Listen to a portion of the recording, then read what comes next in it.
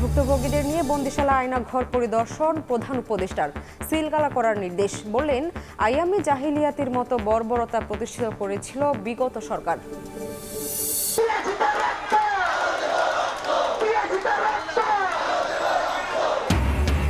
আওয়ামী লীগ নিষিদ্ধের দাবিতে রাজপথে ছাত্র জনতা। ঢাকা, চট্টগ্রাম সহ সারা দেশে কফিন মিছিল। গাজীপুরে হামলায় আহত আবুল কাশেমের মৃত্যুর বিচার দাবি।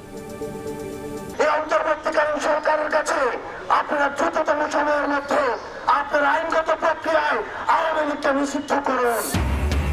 দ্রুত নির্বাচন দিয়ে অন্তর্বর্তী সরকারকে নিরপেক্ষতা প্রমাণের আহ্বান বিএনপি নেতাদের। বিপ্লব যাতে বেহাত না হয়, ঐক্য ধরে রাখার আহ্বান সালাউদ্দিনের। বাজারে ভোজ্য তেলের তীব্র সংকট, ডিলারকে দুষছেন খুচরা ব্যবসায়ী। পরিস্থিতি নিয়ন্ত্রণে 10 দিন সময় চাইলেন বাণিজ্য উপদেষ্টা। রমজানি পণ্যের দাম সহনীয় থাকার আশা।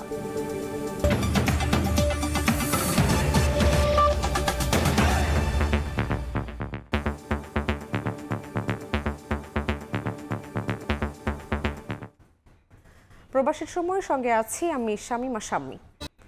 ভুক্তভোগীদের নিয়ে বন্দিশালা আয়না ঘর পরিদর্শন করলেন প্রধান উপদেষ্টা। বললেন, আইয়ামে জাহিলিয়াতির মতো বর্বরতা প্রতিষ্ঠিত করেছিল বিগত সরকার। সারা দেশে 700 থেকে 800 আয়না ঘরে 3000-এর মতো ভুক্তভোগীকে তুলে নিয়ে নির্যাতন করা হয়েছে। রাজধানীর আগারগাঁওয়ের র‍্যাব 2-এর সাবেক দফতরের আয়নাঘর পরিদর্শন শেষে ডক্টর মোহাম্মদ ইউনুস বলেন, জড়িতদের বিচার করা হবেই। দেশি বিদেশি গণমাধ্যমের প্রতিনিধি ও ভুক্তভোগীদের সাথে নিয়ে বুধবার সকালে রাজধানী আগারগাঁওয়ের র‍্যাব 2-এর সাবেক সদর দপ্তরে যান প্রধান উপদেষ্টা। সঙ্গে ছিলেন অন্য উপদেষ্টারাও। আয়না ঘরের খুপড়ি কক্ষগুলোতে ঢুকে ভুক্তভোগীদের কাছ থেকে ভয়ানক নির্যাতনের বর্ণনা শুনেন ডক্টর মোহাম্মদ ইউনুস। ঘুরে দেখেন প্রতিটি কক্ষ, এখনও বিভিন্ন জায়গায় দেখা যায় নৃশংস ঘটনার চিহ্ন। এ সময় উপদেষ্টা নাহিদ ইসলাম ও আসিফ মাহমুদ সজীব ভুঁইয়া তাদেরকে বন্দী রাখার কক্ষ শনাক্ত করেন। এমন দৃশ্য দেখে বিস্ময় প্রকাশ করেন প্রধান উপদেষ্টা। বিভৎস এসব নির্যাতনের ঘটনাকে আইয়ামে জাহিলিয়ার সঙ্গে তুলনা করেন তিনি। গত সরকার এই আইয়ামে জাহিলিয়াতকে প্রতিষ্ঠিত করে গেছে সর্বক্ষেত্রে। এটা তার একটা নমুনা। এটা বিনা কারণে রাস্তা থেকে উঠিয়ে আনা, বিনা দোষে কতগুলো সাক্ষী সাবুত হাজির করে সেই যন্ত্র এক্সপ্লোসিভ কতগুলো গাড়ির মধ্যে ঢুয়ে দিয়ে তারা বলছে তুমি সন্ত্রাসী, জঙ্গি। ডক্টর ইউনুস জানান, শুধু র‍্যাব 2-এর কার্যালয় নয়, সারা দেশের এমন 700 থেকে 800 আয়নাঘর আছে যেখানে বিনা অপরাধে প্রায় 3000 মানুষকে নির্যাতন করা হয়েছে। আয়নাঘরের বিভিন্ন ভার্সন সারা দেশ জুড়ে আছে। কেউ বলবে 700, কেউ বলবে 800। এটি সংখ্যাও নিরূপণ করা যায়নি পর্যন্ত। কতটা আছে, কতটা জানা আছে, কতটা অজানা রয়ে গেছে, সেই জিনিস আমাদের আবেদন দেশের সবার কাছে এই বিচারটা যেন আমরা করে ফেলতে পারি।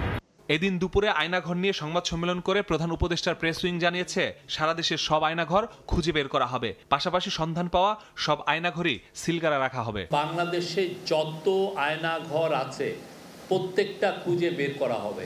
মাসুদুর রহমান, সময় সংবাদ, ঢাকা। সংযুক্ত আরব আমিরাতের দুবাইয়ে অনুষ্ঠিতব্য ওয়ার্ল্ড গভর্নমেন্ট সামিটে অংশ নিতে দেশটির পথে রওনা দিয়েছেন অন্তর্বর্তী সরকারের প্রধান উপদেষ্টা ডক্টর মোহাম্মদ ইউনুস।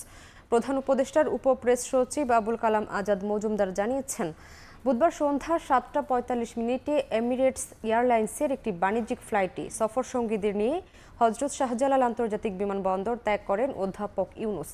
সম্মেলনে অংশ নেওয়া রাজনৈতিক ও ব্যবসায়ী নেতাদের সঙ্গে প্রধান উপদেষ্টার সৌজন্য সাক্ষাতের সম্ভাবনা রয়েছে। 2 দিনের সফর শেষে শুক্রবার দেশে ফেরার কথা রয়েছে প্রধান উপদেষ্টা ডক্টর মোহাম্মদ ইউনুসের।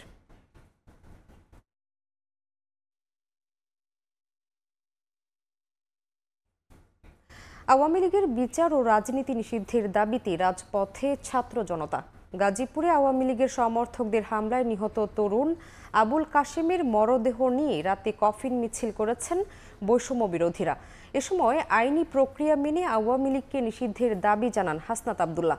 বিচার না হওয়া পর্যন্ত লড়াই চালিয়ে যাওয়ার ঘোষণা দেন নেতারা।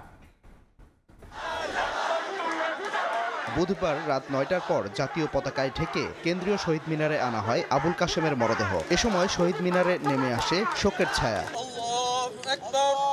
মরদেহের সামনে দাঁড়িয়ে শপথ নিয়ে বৈষম্য বিরোধী নেতারা বলেন, যতদিন না পর্যন্ত এইসব হত্যাকাণ্ডের বিচার হবে ততদিন পর্যন্ত লড়াই চলবে। অন্তর্বর্তীকালীন সরকারকে অবিলম্বে চিহ্নিত করে গ্রেফতার করতে হবে। বিচারের মুখোমুখি করতে হবে। যদি তারা এই কাজে ব্যর্থ হন, আমরা হুঁশিয়ারি দিয়ে জানিয়ে রাখতে চাই, বাংলাদেশের ছাত্র জনতা বিপ্লবীরা বিপ্লবকে সম্পূর্ণ করার কাজ নিজেদের হাতে তুলে নেবে।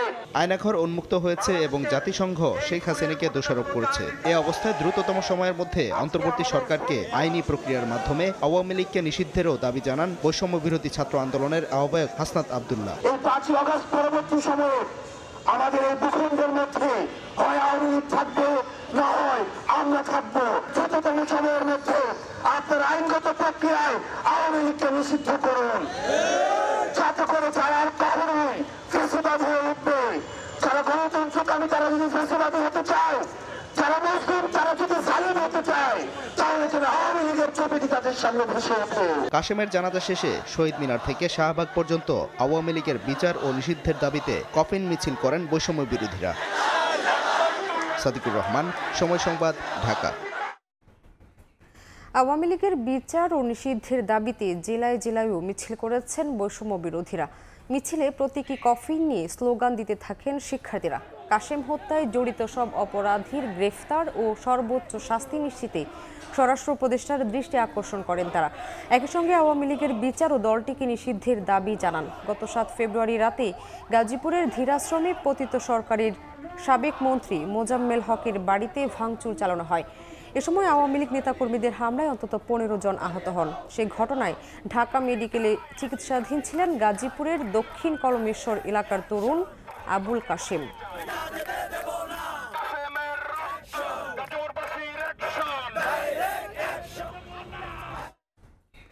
রাজনৈতিক দল গঠনে শিক্ষার্থীদের মতামত নিতে জনমত জরিপ শুরু করেছে বৈষম্য বিরোধী ছাত্র আন্দোলন। তাদের আশা, ছাত্র জনতার আকাঙ্ক্ষা পূরণে কাজ করবে নতুন দল। এরই মধ্যে 2.5 লাখ মানুষের ইতিবাচক সাড়া পাওয়ার কথা জানিয়েছেন বৈষম্য বিরোধী ছাত্র আন্দোলনের আহ্বায়ক হাসনাত আব্দুল্লাহ। সংস্কারের আগে নির্বাচন গ্রহণযোগ্য হবে না বলেও জানান তিনি। নতুন রাজনৈতিক দল গঠনের প্রস্তুতি শুরু করেছে বৈষম্য বিরোধী ছাত্র আন্দোলন ও জাতীয় নাগরিক কমিটি। এর অংশ হিসেবে দেশব্যাপী আপনার চোখে নতুন বাংলাদেশ শীর্ষক ক্যাম্পেইনে জনমত জরিপ করছে বৈষম্য বিরোধী ছাত্র আন্দোলন। বুধবার ঢাকা বিশ্ববিদ্যালয়ের 6টি পয়েন্টে মতামত নেওয়া হয় শিক্ষার্থীদের।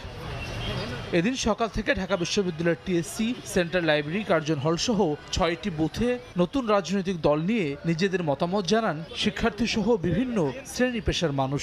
বাংলাদেশের জন্য যাতে ভবিষ্যতে আর কোনো সমস্যা না হয়, ফেসিবাদ সরকার না আসতে পারে, সব দিক দিয়ে যেন এগিয়ে যাইতে পারে, ওইটাই তাদের প্রত্যাশার জন্য আন্দোলন করছিলাম। সবাই এমন একটা দেশ আমাদের উপহার দেবে যেটা আমাদের স্বপ্নের বাংলাদেশ ছিল, সেটা বাস্তবায়ন হবে। সংগঠকরা বলছেন রাজনৈতিক দল গঠনে গণ অভ্যুত্থানে অংশ নেওয়া শিক্ষার্থীদের সাড়া পাচ্ছেন তারা। সবার যে আশা আকাঙ্ক্ষা, সেই আশা আকাঙ্ক্ষা নিয়ে কাজ করতে চাচ্ছি। সারা বাংলাদেশ ব্যাপী ছাত্র থেকে শুরু করে তৃণমূল প্রান্তিক মানুষদের মতামত সংগ্রহ করছি।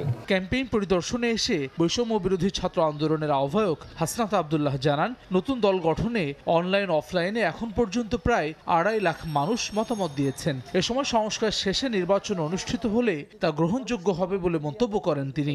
মানুষের চিন্তার ফলাফলকে আমরা ভাষা দিয়ে আমরা রাজনৈতিক দিকে রূপান্তর করতে চাই। বিদ্যমান ইনস্টিটিউশনগুলোকে আগের মতো অবস্থায় রেখে আমরা আবার একটি নির্বাচন দিই, সেই নির্বাচনটি গ্রহণযোগ্য হবে না, বা এই নির্বাচনটি কতটি মানুষের আস্থা অর্জন করতে পারে সেটাই কিন্তু পরবর্তীতে প্রশ্নের মাত্রা একটি যোগ করবে। সপ্তাহব্যাপী ক্যাম্পেইনে বৃহস্পতিবার বেসরকারি বিশ্ববিদ্যালয় এবং সরকারি 7 কলেজে ক্যাম্পেইন করবে বৈষম্য বিরোধী ছাত্র আন্দোলন।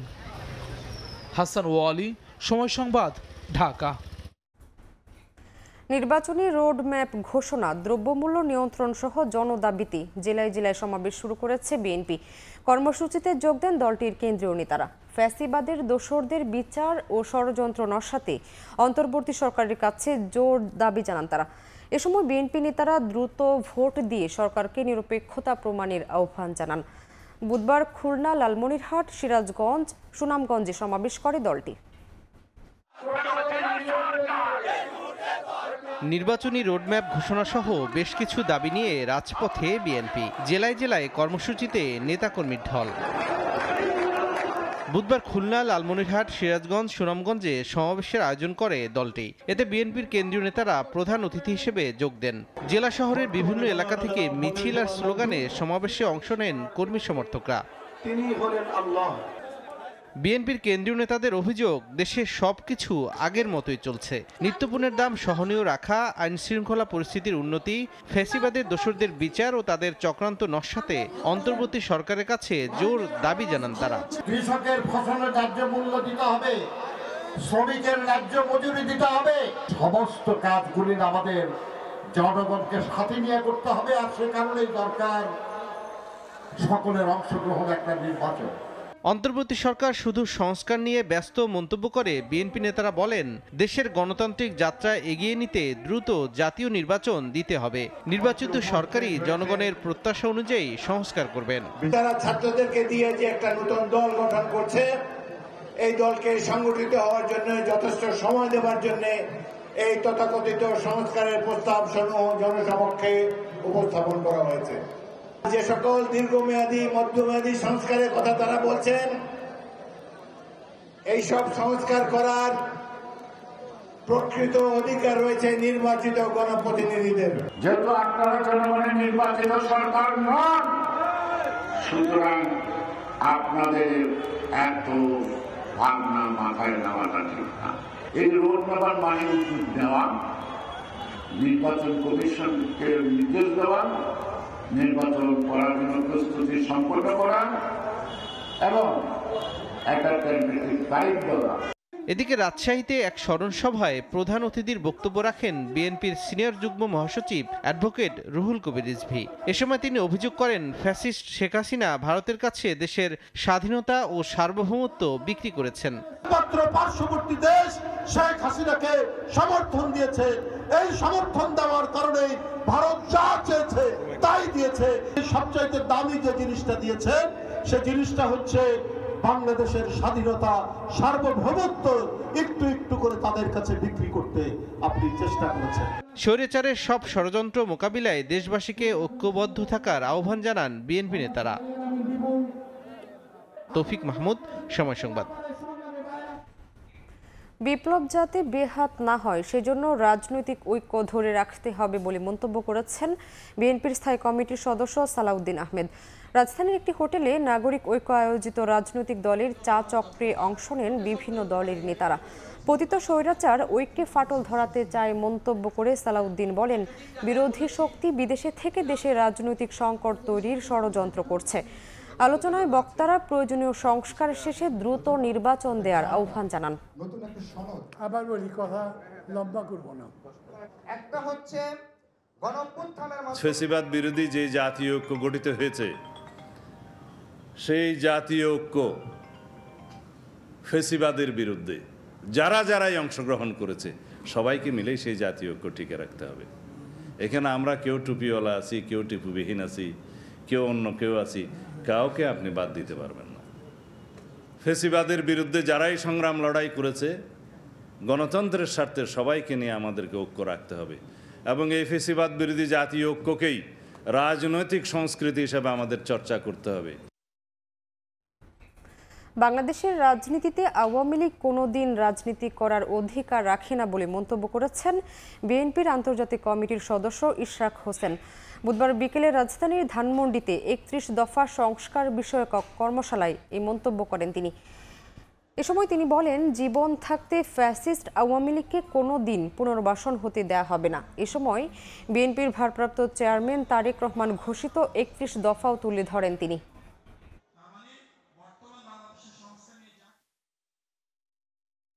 দেশের সাথে সম্পৃক্ত আমাদের শহীদ এই আওয়ামী লীগ নামে কোনো দল বাংলাদেশের রাজনীতিতে রাজনীতি করার কোনো অধিকার রাখে না। এটা আমাদের শেষ কথা। একজন অনলাইন অ্যাক্টিভিস্টের বাড়ি পুড়িয়ে দেওয়া হয়েছে গত রাতে। আমরা সবাই ঝুঁকির মধ্যে আছি। কোনোভাবে এই আওয়ামী লীগ এবং এই ফ্যাসিস্টদেরকে বাংলাদেশে আর কোনোদিন আমরা কোনোদিনও জীবন থাকতে পুনর্বাসন হতে দিব না। অক্টোবরে ৩-৪টি মামলায় রায়ের সম্ভাবনা রয়েছে। আইন উপদেষ্টার এমন বক্তব্যে অসন্তোষ প্রকাশ করেছেন আন্তর্জাতিক অপরাধ ট্রাইব্যুনাল। তারা স্বাধীন কারো ধার ধারেন না মন্তব্য করে ট্রাইব্যুনাল চেয়ারম্যান বলেছেন, এই ধরনের বক্তব্য বিচার নিয়ে বিরূপ ধারণা তৈরি করবে। এদিন গুমের মামলায় সাবেক সেনা কর্মকর্তা জিয়াউল আহসানকে গ্রেফতার দেখিয়ে কারাগারে পাঠানো হয়। একই সঙ্গে 2 পুলিশ সদস্যের বিরুদ্ধে পরোয়ানা জারি করেছেন ট্রাইব্যুনাল। আমরা আশা করছি এই বছর অক্টোবরের মধ্যে আমরা 3 থেকে 4টি মামলা রায় পেয়ে যাব।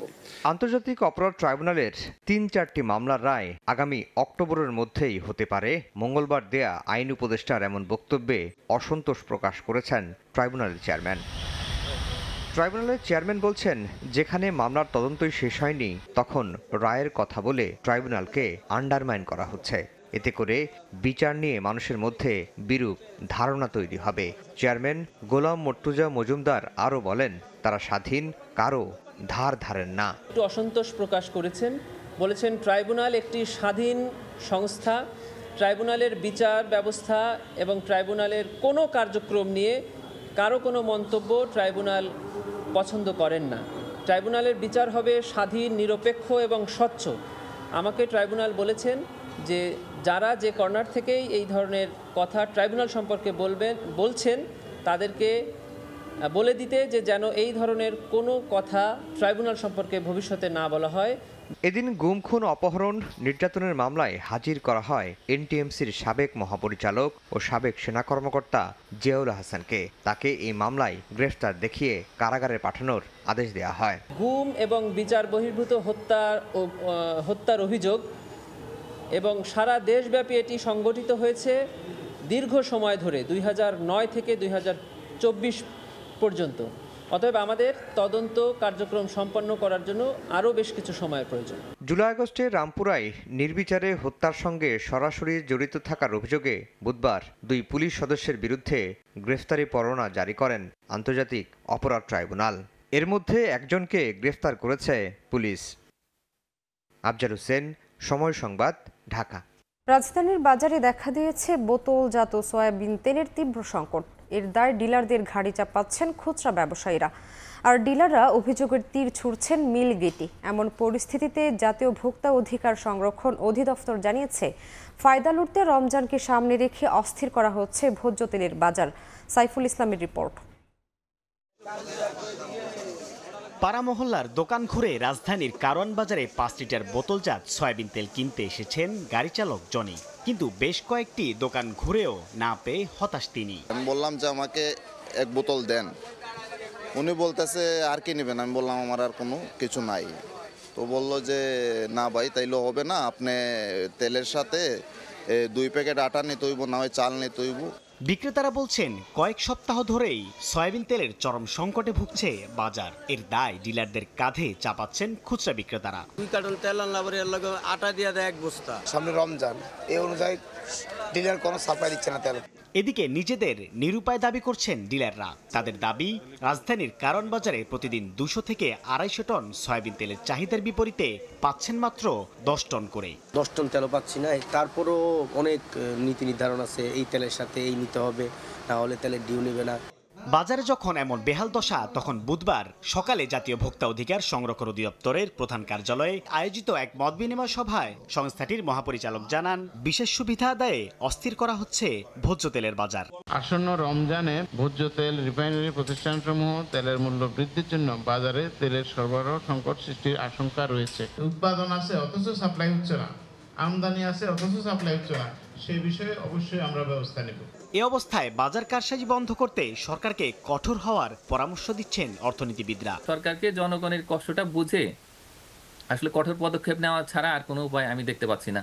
ব্যবসায়ীরা বলছেন, গেল ডিসেম্বরের পর জানুয়ারিতে আরেক দফা সয়াবিন তেলের দাম বাড়ানোর প্রস্তাব দেওয়ার পর থেকেই সরবরাহ সংকটে পড়ে বাজার।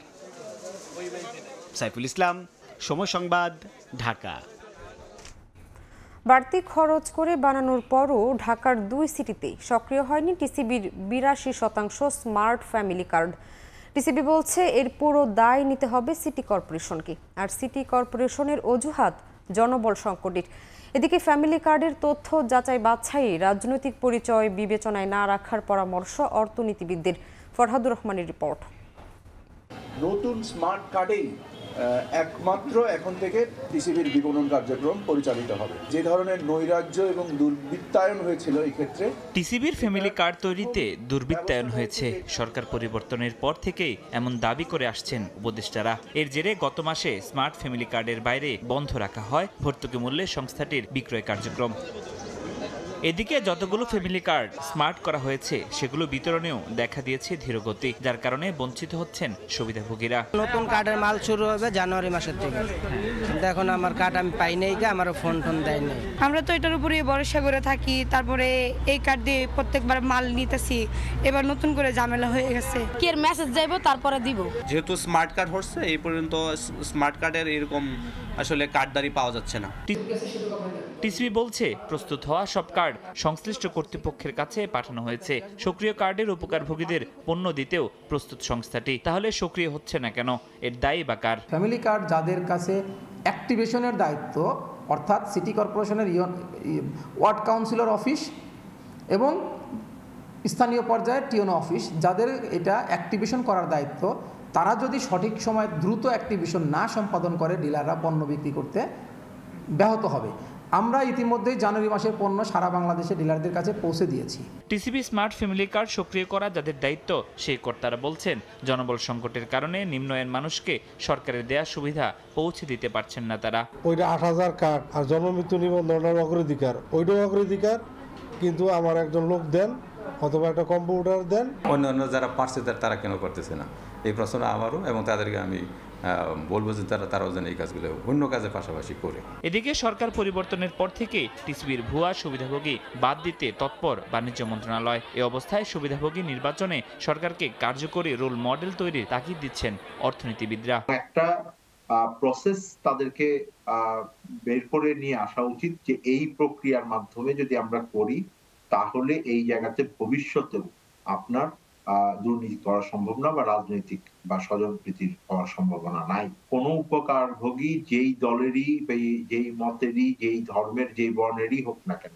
পাওয়ার জন্য নির্বাচিত যোগ্য ব্যক্তি হন, নাগরিক হিসেবে তাকে বাদ দেওয়ার কোনো সুযোগ নাই। প্রকৃত সুবিধাভোগী নির্বাচন জটিলতায় যখন ধীরগতি ফ্যামিলি স্মার্ট কার্ড বিতরণে, তখন কার্ড ছাড়াই ট্রাকে করে সবার জন্য ভর্তুকি মূল্যে পণ্য বিক্রি করছে টিসিবি। ফরহাদুর রহমান, সময় সংবাদ, ঢাকা। বেক্সিমকো শিল্প পার্কের শ্রমিকদের পাওনা রোজার আগেই মিটিয়ে দেওয়া হবে বলে জানিয়েছেন শ্রম উপদেষ্টা অবসরপ্রাপ্ত brigadier general M Shakhawat Hossain. বুধবার বিকেলে সচিবালয়ে বেক্সিমকো শিল্প পার্ক বিষয় কমিটির বৈঠক শেষে শ্রম উপদেষ্টা বলেন, বেক্সিমকোর ২৭,০০০-এর বেশি শ্রমিককে পাওনা বুঝিয়ে দেওয়া হবে।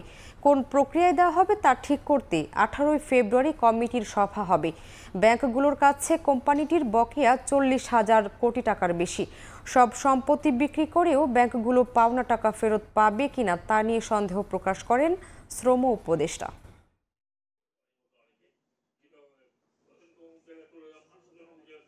প্রত্যেকটা শ্রমিকের যার যার পাওনা একদম তাদের অ্যাকাউন্টে চলে যাবে এই মাসের মধ্যেই ইনশাল্লাহ। রোজার আগেই এটা আমরা সব পাওনাগুলো দিয়ে দিতে চাই। আমরা কোনোভাবেই এতগুলো লোককে বেকার থাকতে দিতে পারি না, এবং কিছু না কিছু একটা ব্যবস্থা হবে, এটা নিয়েও লোকজন কিছু কাজ করছে। চলতি মাসেই জাতীয় গ্রিডে যুক্ত হচ্ছে সিলেট ১০ ও বেগমগঞ্জ ৪ ওয়েস্ট কূপের গ্যাস। কূপ দুটি থেকে দিনে গ্যাস মিলতে পারে ৩৫ থেকে ৪০ মিলিয়ন ঘনফুট। পেট্রোবাংলার আশা, গ্রীষ্মে গ্যাস বিদ্যুতের বাড়তি চাহিদা মেটাতে কিছুটা হলেও ভূমিকা রাখবে এই উদ্যোগ।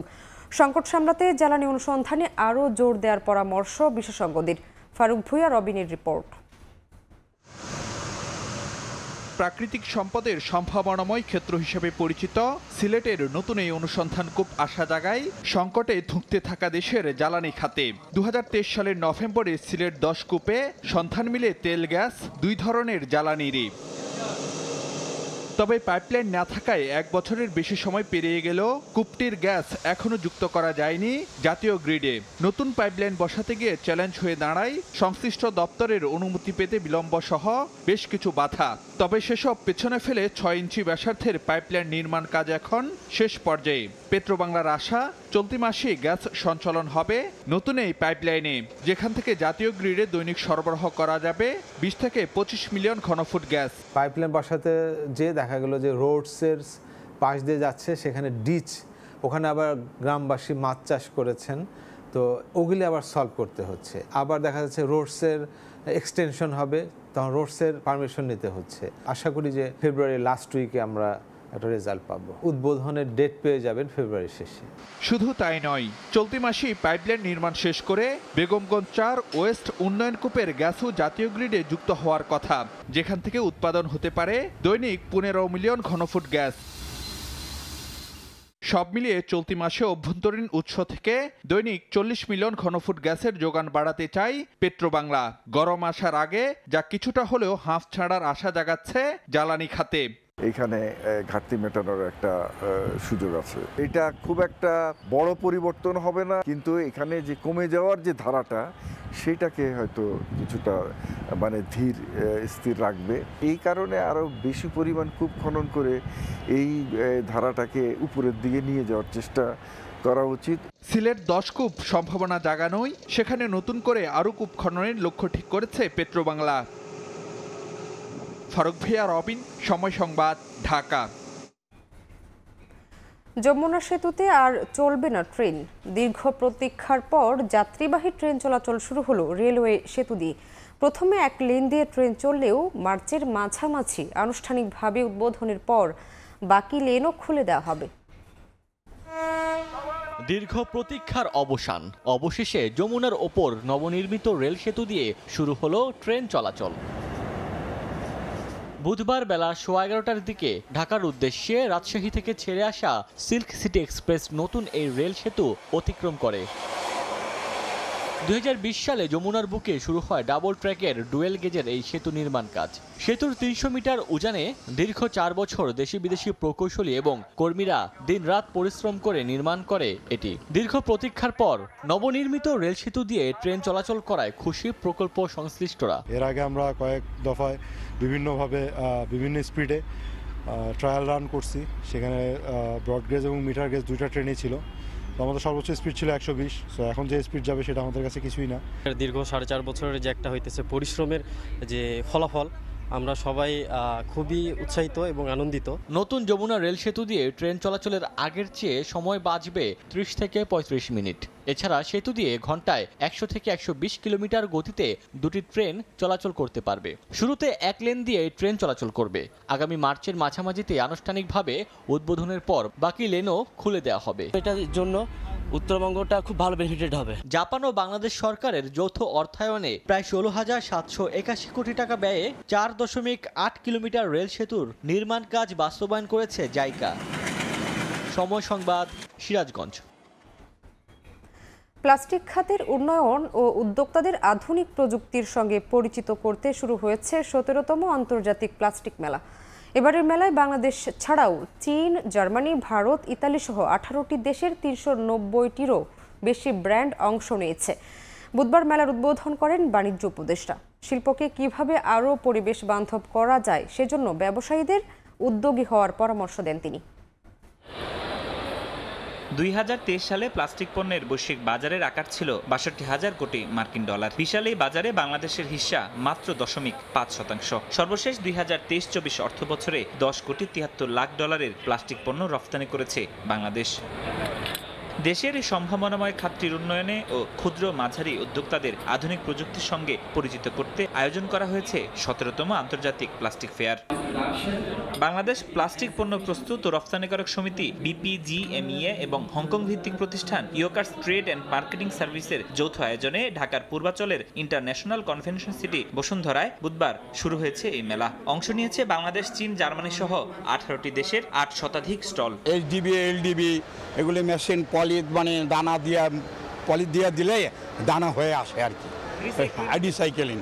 Our main product, finished product, is fittings, PVC fittings, and PVC shoes. And this is our second year coming to Bangladesh.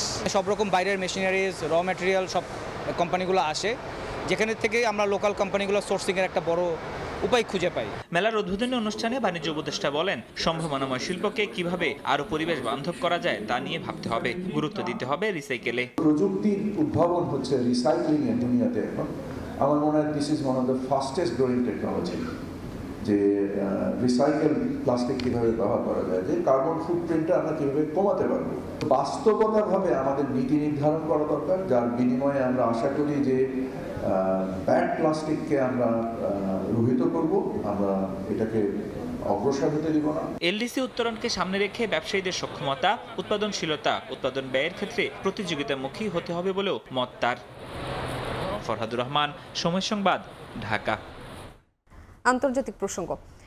Ukraine যুদ্ধ ইস্যুতে ফোনালাপ হয়েছে মার্কিন প্রেসিডেন্ট ডোনাল্ড ট্রাম্প ও রুশ প্রেসিডেন্ট ভ্লাদিমির পুতিনের মধ্যে। বিষয়টি নিশ্চিত করে ক্রেমলিন জানিয়েছে দুই নেতা প্রায় 1.5 ঘন্টা কথা বলেছেন।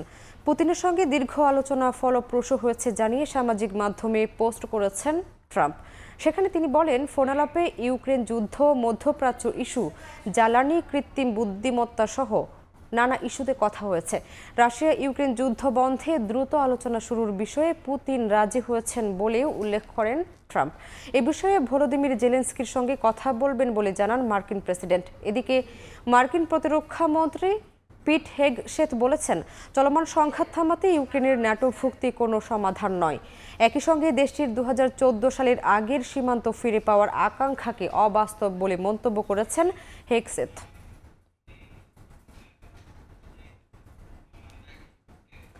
মার্কিন প্রেসিডেন্ট ডোনাল্ড ট্রাম্প ক্ষমতা গ্রহণের পর প্রথমবারের মতো দ্বিপক্ষীয় বৈঠকে যোগ দিতে যুক্তরাষ্ট্র যাচ্ছেন ভারতের প্রধানমন্ত্রী নরেন্দ্র মোদি। বৈঠকে বাণিজ্য, শুল্ক ও ভিসার নীতি নিয়ে আলাপ আলোচনা হতে পারে বলে খবর প্রকাশ করেছে বিভিন্ন সংবাদ মাধ্যম। মোদির এ সফরে দুই দেশের মধ্যে সম্পর্ক আরও জোরদার হবে বলে মনে করছেন অনেকে। কেমন হতে পারে এবারের ট্রাম্প মোদি বৈঠক, তা নিয়ে একটি বিশ্লেষণধর্মী প্রতিবেদন প্রকাশ করেছে ব্রিটিশ সংবাদ মাধ্যম বিবিসি। বিভিন্ন সময়ে ভারতের নানা সিদ্ধান্তের কড়া সমালোচনা করতে দেখা গেছে মার্কিন প্রেসিডেন্ট ডোনাল্ড ট্রাম্পকে। তবে বন্ধুত্বের মর্যাদা বজায় রেখে ভারতের প্রধানমন্ত্রী নরেন্দ্র মোদীর প্রতি সবসময় নমনীয় থাকতে দেখা গেছে তাকে। 2017 সালে ওয়াশিংটনে এই দুই নেতার দ্বিপাক্ষিক বৈঠক দিয়ে শুরু হওয়া বন্ধুত্বপূর্ণ সম্পর্ক গত কয়েক বছরে আরও জোরালো হয়েছে। তাই মোদীর এবারের যুক্তরাষ্ট্র সফরে কি কি বিষয়ে আলোচনা হতে পারে তা নিয়ে শুরু হয়েছে নানা আলোচনা। ভারতের পররাষ্ট্রমন্ত্রী এস জয়শঙ্করের ব্রিফিং এবং বিভিন্ন সময়ে গণমাধ্যমে দেয়া মোদির বক্তব্য অনুযায়ী ধারণা করা হচ্ছে বাণিজ্য, শুল্ক ও ভিসা নীতি নিয়ে বিস্তারিত আলোচনা হতে পারে বৈঠকে। বাইডেন শাসনামলে ভারত যুক্তরাষ্ট্র বাণিজ্যে প্রায় 46 বিলিয়ন মার্কিন ডলারের ঘাটতি দেখা দেয়, যা পূরণের জন্য ট্রাম্প ভারতের কাছে শুল্ক কমানোর দাবি জানাতে পারেন। মোদিও যুক্তরাষ্ট্রের সঙ্গে পারস্পরিক বাণিজ্য এবং কৌশলগত সহায়তা চুক্তির প্রস্তাব দিতে পারেন, যাতে করে বিশ্ব বাজারে চীনের প্রভাব মোকাবিলায় একসঙ্গে কাজ করতে পারে দুই দেশ। এছাড়াও ট্রাম্পের দ্বিতীয় মেয়াদে সবচেয়ে আলোচিত ইস্যু অভিবাসন ও ভিসা নীতিও উঠে আসতে পারে বৈঠকে। এর মধ্যেই বেশ কয়েকজন ভারতীয় অবৈধ অভিবাসীকে নিজ দেশে ফেরত পাঠিয়েছেন ট্রাম্প। মোদিও তাদের সাদরে গ্রহণ করেন। তবে ভারতীয় প্রযুক্তি কর্মীদের জন্য গুরুত্বপূর্ণ H-1B ভিসা সুবিধা বজায় রাখার অনুরোধ জানিয়েছিলেন মোদি, যা এবারের বৈঠকেও উঠে আসার সম্ভাবনা রয়েছে। বিশ্ব বাণিজ্যে যুক্তরাষ্ট্রের প্রভাব বাড়ানোর জন্য এবারের মেয়াদে ট্রাম্প বেশ সোচ্চার। তাই রাশিয়ার পরিবর্তে যুক্তরাষ্ট্রের কাছ থেকে তেল নিতে মোদিকে চাপ দিতে পারেন মার্কিন প্রেসিডেন্ট। তবে মোদিও নিজের কিছু উদ্দেশ্য নিয়ে ওয়াশিংটন যাচ্ছেন। ভারতের পারমাণবিক শক্তি খাতে যুক্তরাষ্ট্রের অর্থনৈতিক বিনিয়োগ আদায় অন্যতম লক্ষ্য। এছাড়াও প্রযুক্তি খাতে পারস্পরিক সহায়তার বিষয়টিও উঠে আসতে পারে আলোচনায়। বিবিসি বলছে, বৈশ্বিক ইস্যুতেও দুই নেতার মধ্যে হতে পারে আলোচনা। এর মধ্যে ইরানের চাবাহার বন্দর উন্নয়নে যুক্তরাষ্ট্রের নিষেধাজ্ঞার প্রভাব নিয়ে কথা বলতে পারেন মোদি। এদিকে ইউক্রেন, রাশিয়া এবং হামাস ইসরায়েল সংঘাত বন্ধে মোদিকে মধ্যস্থতাকারী হিসেবে কাজ করার প্রস্তাব দিতে পারেন ট্রাম্প। এছাড়া দুই নেতার বৈঠকে আঞ্চলিক নিরাপত্তার বিষয়টিও উঠে আসতে পারে আলোচনায়। সাদিয়া তাসনিম, সময় সংবাদ। স্পেনের ক্যানারি দ্বীপপুঞ্জে নৌকাডুবির ঘটনায় এক অভিবাসীর মৃত্যু হয়েছে। আহত হয়েছেন আরও 6 জন। এতে নিখোঁজ রয়েছেন অন্তত 2 জন। বুধবার দেশটির ক্যানারি দ্বীপপুঞ্জের এল হিয়েরো উপকূলে 79 জন অভিবাসী নিয়ে একটি নৌকা ডুবে যায়। খবর পেয়ে দ্রুত ঘটনাস্থলে পৌঁছে আহতদের উদ্ধার করে হাসপাতালে ভর্তি করে সংশ্লিষ্টরা। অভিবাসীদের মৃত ও নিখোঁজ হওয়ার খবরটি নিশ্চিত করে স্পেনের জরুরি পরিষেবা। নৌকাডুবির ঘটনার সময় লা রেস্টিঙ্গা বন্দরের 12 মাইল দক্ষিণে জীবিতদের উদ্ধার অভিযান অব্যাহত ছিল বলে জানায় দেশটির কোস্ট গার্ড। ভাসমান বিশাল বরফখণ্ড থেকে 139 জন জেলেকে উদ্ধার করেছে রাশিয়া। স্থানীয় সময় বুধবার ব্রিটিশ বার্তা সংস্থা রয়টার্স জানায়, ওখোটস্ক সাগরের পশ্চিম প্রশান্ত মহাসাগরীয় অঞ্চলে বিশাল বরফখণ্ড থেকে আটকে পড়া জেলেদের সফলভাবে উদ্ধার করা হয়েছে। তবে মোট 300 জন জেলে সেখানে আটকে পড়লেও অনেকেই মাছ ধরা শেষ না করে ফিরতে রাজি হননি। এরপর ওই 139 জেলেকে হেলিকপ্টার ও জলযান ব্যবহার করে নিরাপদে উপকূলে নিয়ে আসা হয়। উদ্ধার হওয়া জেলেরা জানান, সাখালিন অঞ্চলে মাছ ধরতে গেলে মালকি গ্রাম থেকে ডোলিনকা নদীর মোহনা পর্যন্ত প্রায় 10 মিটার দীর্ঘ বরফ ফাটল তৈরি হয়। এতে সমুদ্রে ভেসে যান তারা। খবর পেয়ে তাদের উদ্ধার করেন সংশ্লিষ্টরা। ব্রাজিলের রিও ডি জেনিরোতে একটি পোশাক কারখানায় ভয়াবহ আগুনের ঘটনা ঘটেছে। এতে আহত হয়েছেন অন্তত 20 জন। স্থানীয় সময় বুধবার অগ্নিকাণ্ডে পুড়ে যায় রিও কার্নিভালের পোশাক তৈরির কারখানাটি। কর্তৃপক্ষ জানায়, কারখানাটি অন্তত 3টি সাম্বা স্কুলের জন্য পোশাক বানাতো। আগুনের লেলিহান শিখায় আতঙ্কিত হয়ে পড়েন ভেতরে আটকে থাকা কর্মীরা। খবর পেয়ে দ্রুত ঘটনাস্থলে পৌঁছে কর্মীদের উদ্ধার করে দমকল বাহিনী। আহতদের উদ্ধার করে হাসপাতালে ভর্তি করা হয়। নিরাপত্তার স্বার্থে সরিয়ে নেওয়া হয় আশপাশের বাসিন্দাদেরও। বেশ কয়েক ঘন্টার চেষ্টায় আগুন নিয়ন্ত্রণে আনলেও ভবনটি এখনও ঝুঁকিমুক্ত নয় বলে জানা গেছে। তবে ঠিক কী কারণে ঘটনা ঘটেছে সে বিষয়ে এখনও কিছুই জানা যায়নি। আসল কারণ খুঁজতে এরই মধ্যে মাঠে নেমেছে স্থানীয় পুলিশ। উত্তর আরব সাগরে অনুষ্ঠিত হলো 60টি দেশের নৌবাহিনীর বহুজাতিক মহড়া। স্থানীয় সময় মঙ্গলবার পাকিস্তানের নেতৃত্বে আমান 2025 নামের এই মহড়ায় অংশ নেয় যুক্তরাষ্ট্র, বাংলাদেশ, চীন, পাকিস্তান, ইন্দোনেশিয়া, জাপান, সৌদি আরব সহ 60 দেশের নৌযান, বিমান এবং বিশেষ বাহিনী। 2007 সালে 28টি দেশের অংশগ্রহণে শুরু হয় এই বিশেষ মহড়া। 2 বছর পর পর এই মহড়াটি অনুষ্ঠিত হয়ে আসছে। আরব সাগরের বুক চিরে ছুটে চলেছে যুদ্ধ জাহাজ, সঙ্গে আছে যুদ্ধ বিমান ও বিশেষ বাহিনীর সদস্যরা। স্থানীয় সময় মঙ্গলবার পাকিস্তানের নেতৃত্বে যুক্তরাষ্ট্র, বাংলাদেশ, চীন, ইন্দোনেশিয়া, জাপান, সৌদি আরব, মালয়েশিয়া, ওমান, শ্রীলঙ্কা, ইরান, সংযুক্ত আরব আমিরাত সহ মোট 60টি দেশের অংশগ্রহণে উত্তর আরব সাগরে অনুষ্ঠিত হয় নৌবাহিনীর বহুজাতিক মহড়া। আমান 25 নামে পরিচিত এ মহড়ায় যুদ্ধ জাহাজ, বিমান ও বিভিন্ন বাহিনী অংশ নেয়। এ মহড়ার মূল লক্ষ্য ছিল সমুদ্রে নিরাপত্তা উন্নত করা। 2007 সালে 28টি দেশের অংশগ্রহণে শুরু হয় এই বিশেষ মহড়া। প্রতি 2 বছর পর পর এই মহড়াটি অনুষ্ঠিত হয়ে আসছে। চলতি মাসের 7 তারিখ শুরু হয়ে 11 তারিখ পর্যন্ত চলে মহড়াটি 2 ধাপে অনুষ্ঠিত হয়। 10 ফেব্রুয়ারি থেকে সমুদ্রপথে নামলেও এর আগে আলোচনা সভায় অংশ নেয় দেশগুলো। এ সময় কৌশলগত পরিকল্পনা, সন্ত্রাস বিরোধী নানা পদক্ষেপের বিষয়ে আলোচনা হয়। দ্বিতীয় ধাপে সামুদ্রিক নিরাপত্তার সঙ্গে সম্পর্কিত মহড়া, যেমন জলদস্যু এবং সন্ত্রাস বিরোধী অভিযানের পাশাপাশি অনুসন্ধান, উদ্ধার, গুলি চালানো এবং বিমান প্রতিরক্ষার কৌশল অনুশীলন করা হয়। নাদিম মারজান, সময় সংবাদ। ভিন্ন ভাষা এবং সংস্কৃতিতে গড়ে ওঠা ইতালি প্রবাসী বাংলাদেশি শিশুরা রং তুলির মাধ্যমে দেশের প্রতিচ্ছবি তুলে ধরে প্রশংসা কুড়িয়েছে। অমর 21 উপলক্ষে আয়োজিত চিত্রাঙ্কন প্রতিযোগিতায় এ দৃশ্য দেখা যায়। ইতালি থেকে হাসান মাহমুদের রিপোর্ট। ইতালির রাজধানী রোমে এক সময় কয়েকটি বাংলা স্কুল পরিচালিত হতো। সময়ের ব্যবধানে এখন আর একটিও নেই। এখানে বড় হওয়া শিশুরা ইংরেজি এবং ইতালীয় ভাষাতেই পড়াশোনা করে। তবে কিছু সচেতন অভিভাবক এবং সামাজিক সংগঠনের কারণে এসব শিশুরা বাংলাদেশ সম্পর্কে এবং দেশের ইতিহাস, ঐতিহ্য সম্পর্কে জানার সুযোগ পায়। তারই প্রমাণ মিলেছে রোমে অমর 21 উপলক্ষে আয়োজিত চিত্রাঙ্কন প্রতিযোগিতায়। আন্তর্জাতিক মাতৃভাষা দিবস উপলক্ষে রোমে বহু সংগঠন এ ধরনের কর্মসূচির আয়োজন করে থাকলেও এখন তেমনটি আর চোখে পড়ে না। রোম থেকে পরিচালিত অনলাইন মিডিয়া স্বাধীন বাংলা টেলিভিশন অমর 21 উপলক্ষে এবার এই প্রতিযোগিতার আয়োজন করে। চিত্রাঙ্কন প্রতিযোগিতায় রোমের কমিউনিটির নেতা ছাড়াও উপস্থিত ছিলেন অনেকে। ছবি আঁকার প্রতি কিছুটা হলো আগ্রহ প্রকাশ করতে পেরেছেন এবং আমাদের যে অরিজিন, যে কৃষ্টি সংস্কৃতি, এটাই কিছুটা হলো তাদের কাছে দিতে পারছেন, আমাদের দিতে পারছেন, সেই জন্য ধন্যবাদ। প্রতিটি শিশু চমৎকার এঁকেছে। বাংলাদেশিদের সঙ্গে সম্পৃক্ততা খুবই ভালো লেগেছে।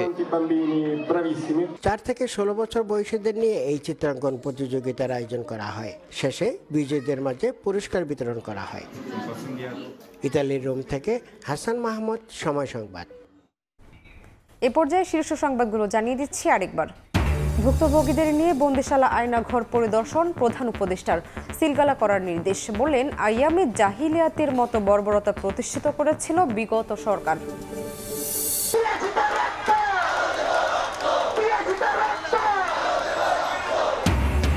আওয়ামী লীগ নিষিদ্ধের দাবিতে রাজপথে ছাত্র জনতা। ঢাকা, চট্টগ্রাম সহ সারা দেশে কফির মিছিল। গাজীপুরে হামলায় আহত আবুল কাশেমের মৃত্যুর বিচার দাবি। অন্তর্বর্তীকালীন সরকারের কাছে আপনারা দ্রুততম সময়ের মধ্যে আপনার আইনগত প্রক্রিয়ায় আওয়ামী লীগকে নিষিদ্ধ করুন। এ ছিল প্রবাসী সময়। সঙ্গেই থাকুন সময়ের।